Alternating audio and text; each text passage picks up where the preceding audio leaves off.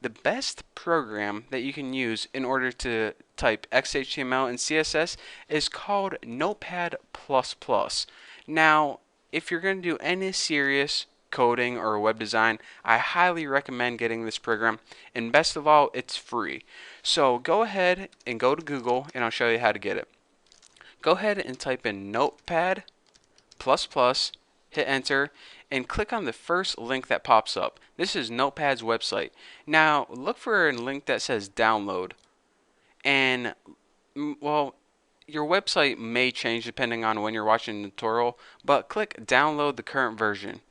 And now you see a bunch of different options right here: zip package, binary.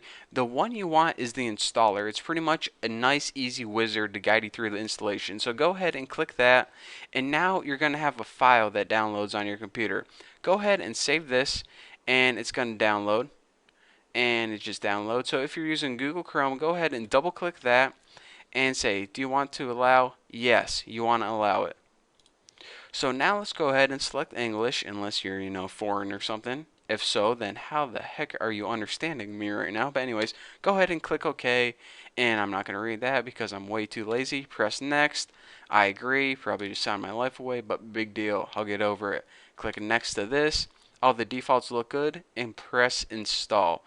Now it's going to go ahead and install in your system right now, and then make sure you have Run Notepad. Actually, don't click that, and make sure you hit finish. So now you have Notepad++ installed on your computer, and here's what I'm going to recommend. Go ahead and make an icon for it right on your desktop, because you're beginning